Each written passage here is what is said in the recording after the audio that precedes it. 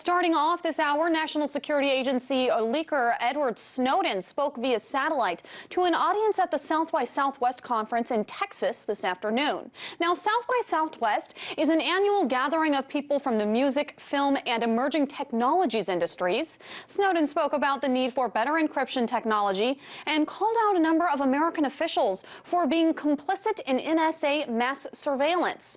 RT correspondent Ramon Galindo is in our LA studio, and he joins me now with a wrap-up. Ramon, thank you so much for being here, first of all. Now, Snowden said that he had to use 7 proxies to appear at that conference. Why was that, and what did Edward Snowden speak about at this conference?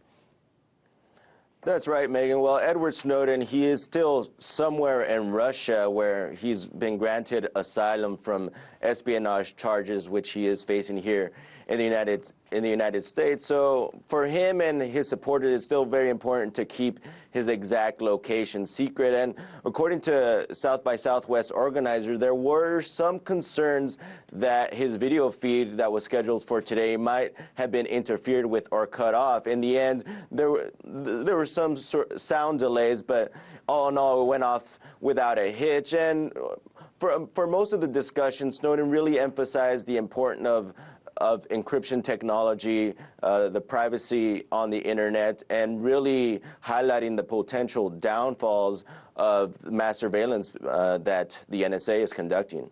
Ramon, this is one of the first times that Edward Snowden has spoken out in such a long time, particularly to a mass audience. So why is he addressing the technology community rather than policymakers?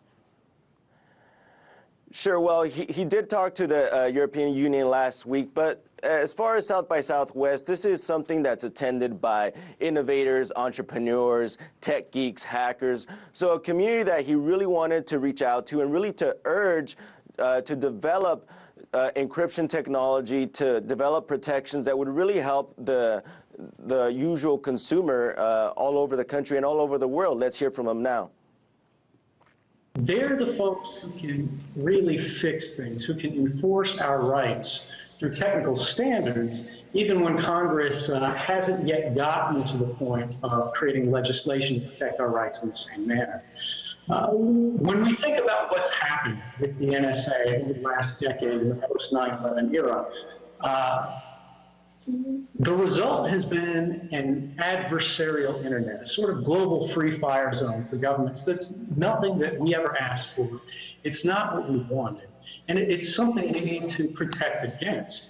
When we think about the policies that have been advanced, sort of erosion of Fourth Amendment protections, the proactive seizure of communications, there's a policy response that needs to occur, but there's also a technical response that needs to occur. And it's the makers, it's the thinkers, it's the development community that can really craft those solutions and make sure we're safe. The NSA, the sort of global mass surveillance that's occurring in all of these countries, not just the US, and it's important to remember that this is a global issue, they're setting fire to the future of the internet. And Snowden went on to add that the current U.S. intelligence policy is not only costly, but has also been a failure because it's failed to catch certain suspects, because the dragnet is really catching everybody and not just targeting on specific suspects. He gave the examples of the so-called underwear bomber and the Boston Marathon bombers to point out examples of where U.S. intelligence has failed. Now, Ramon, I understand this was about an hour-long speech. Did he say anything that was surprising? Sure. Well, it probably wasn't surprising that he went on to continually criticize the NSA and its intelligence failures. But what was interesting is the way that he explained why your personal information is a lot more dangerous in the hands of the government as opposed to being in the hands of private corporations like Facebook and Google. Let's listen to that part of his speech. The government has the ability to deprive you of rights. Governments around the world, whether it's the United States government, whether it's the Yemeni government, whether it's, Zaire, any country, they have police powers, they have military powers, they have intelligence powers. They can literally kill you, they can jail you, they can surveil you. companies can surveil you to sell your products, to sell your information to other companies, and that could be bad, but you have legal recourse. First off, it's typically a voluntary contract. Secondly, you've got court challenges for use. If you challenge the government about these things, and the ACLU itself actually has challenged some of these cases, the government throws it out on state secrecy and says, you can't even ask about this. Snowden also went on to say that current encryption technology does work because, as of right now, the U.S. intelligence apparatus is still not sure of all the documents that he has turned over to journalists. And Snowden and Glenn Greenwald himself have said that we can expect more leaks to come out. Now, I know that Congressman Mike Pompeo asked the creators of South by Southwest to rescind their invitation to Edward Snowden. Was there any indication as to why they decided to continue despite potential backlash? Yeah, well, Representative Pompeo did tell South by Southwest to kill the panel, saying that allowing Snowden to speak would encourage lawlessness. But at the end, organizers said that they appreciated Pompeo's interest, but their goal was to have an open platform. And they said that they would love to have the NSA on for a lecture themselves if they were interested. But their goal was to have an open platform, and they very much welcomed Snowden's message with open arms. And having an open platform, they certainly did. Julian Assange also spoke at South by Southwest on Saturday, and journalist Glenn Greenwald spoke today. Has South by Southwest historically given a platform to somewhat controversial figures, or is this the first time?